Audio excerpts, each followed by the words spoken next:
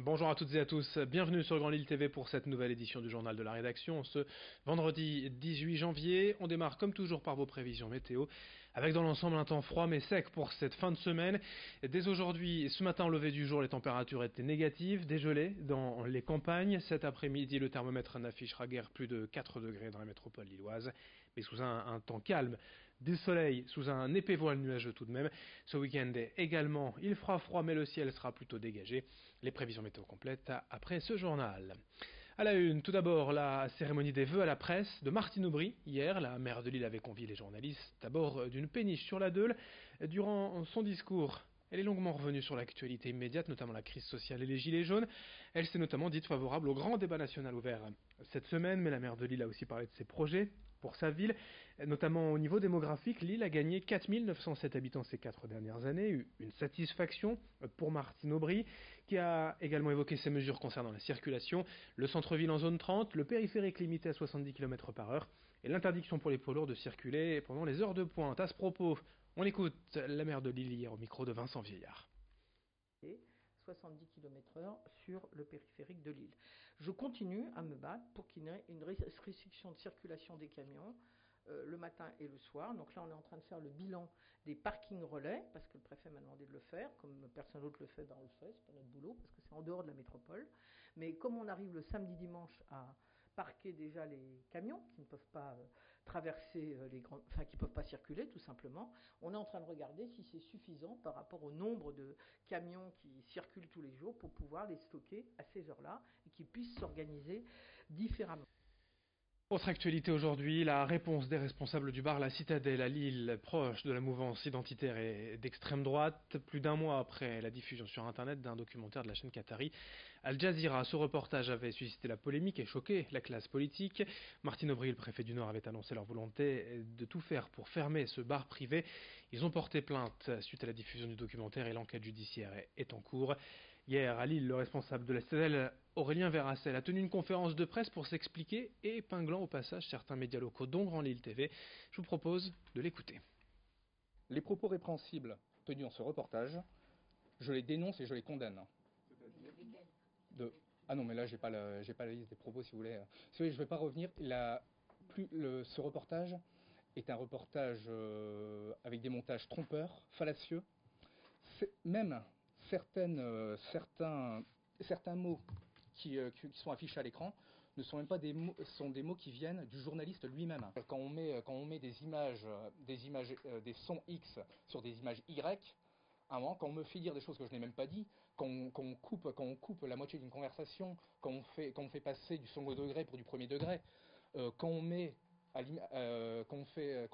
veut faire croire à la population que des images qui ont été tournées dans un bar à l'autre bout de la ville se sont passées ici au bar, et qu'on le dit à la télé, et qu'on fait des montages trompeurs, c'est très grave.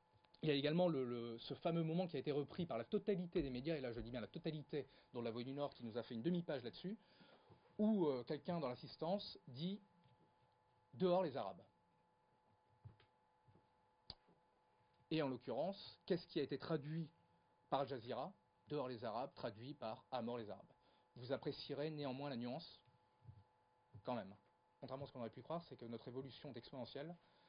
Et même ces deux reportages nous ont amené, en quelques jours, je n'ai pas les chiffres exacts, mais entre 50 et 70 adhésions supplémentaires. Voilà, donc nous sommes actuellement à 1200 adhérents. Nous étions 300 lors de l'inauguration. Donc 1200 adhérents de l'association Citadelle. Organisation Citadelle, uniquement. Des personnes qui viennent de toute la région ? Oui, je parle, c'est dans tous les Hauts-de-France. Bon, peut-être pas tous les Hauts-de-France, dans tout le Nord et le Pas-de-Calais. Pour Grand Lille TV, c'est encore un peu plus grave. Il y a eu carrément un montage trompeur et fallacieux qui a eu lieu, le tournage a eu lieu devant la Citadelle. Et suite à la diffusion de ce reportage, on m'a également refusé de venir porter la contradiction et de m'expliquer en plateau. À ce propos, la en rédaction de direct. Grand Lille TV précise qu'aucune démarche officielle à ce jour n'a été transmise par la Citadelle. La chaîne récuse les faits qui lui sont reprochés et dénonce les propos d'Aurélien Verracel tenus lors de cette conférence de presse, mais aussi les commentaires reçus sur les réseaux sociaux. Le témoignage que l'on vient d'entendre d'une durée de 2 minutes et 14 secondes correspond au temps exact du reportage que nous avions diffusé et incriminé par Aurélien Verracel. Cette conférence de presse étant une mise au point du leader identitaire, elle fait donc office de droit de réponse. Dans ce journal également, en bref, à Roubaix, hier un matin, plus de 200 élèves et enseignants de l'école primaire Léon Marlot ont dû être évacués à cause d'une fuite de gaz sur la voie publique. Ils ont pu réintégrer leur établissement dans la journée après les opérations de colmatage des agents de GRDF. Autre info rapidement, le Nord fera partie des 13 départements pilotes du SNU, le Service National Universel. Mi-juin, un séjour de cohésion de 15 jours sera d'abord organisé, puis une mission d'intérêt général de 2 semaines également. Un appel au volontariat sera lancé par les autorités locales en mars prochain. Dans cette édition, un nouveau magasin à Roubaix, Restore, est ouvert depuis un peu plus d'un an, octobre 2017, dans le quartier de l'Alma, porté par le centre de tri et de requalification pour l'emploi Triselec. Le magasin s'apparente à une ressourcerie, on y trouve toutes sortes d'objets et de meubles de seconde main à des prix solidaires. À l'origine, Triselec gère et optimise les déchets ménagers en vue de leur recyclage en employant des personnes éloignées de l'emploi en vue de leur reconversion. Tout ce qui peut être réutilisé, réemployé est ici revendu. Il y a même un service de livraison pour celles et ceux qui ne peuvent pas se déplacer facilement. Explication au micro de Margot Sey. La vocation finale de tout ça, c'est quand même de l'insertion, parce qu'en fait, grâce aux dons faits par les usagers et les achats au magasin en prix solidaire, ça nous permet d'employer 9 personnes en insertion. Donc voilà, 9 personnes à insertion, sur des cycles de 7 mois à 1 an. Donc voilà, qui sont renouvelés. Donc là, on arrive à la 3e génération. Et pour donner un exemple de réemployabilité, 7 des 12 premiers collaborateurs avec qui nous avons travaillé ont retrouvé un emploi grâce au tremplin que Restore leur a offert. Là, actuellement, nous sommes en période de recrutement. Parce qu'il y a la 2e équipe, donc leur parcours se termine. Et donc, il y a une nouvelle session de recrutement. Les candidatures sont ouvertes sur le site de triselec.com.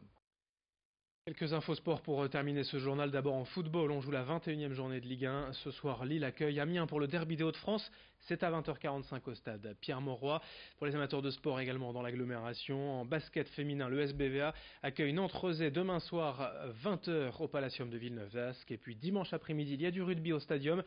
L'Olympique Marc Rugby, toujours invaincu en Fédéral 2, reçoit le Havre, c'est dimanche à 15h. Fin de cette édition, merci à vous de l'avoir suivi. Sur Grand Lille TV, l'info continue dans un instant. Très bonne journée à toutes et à tous.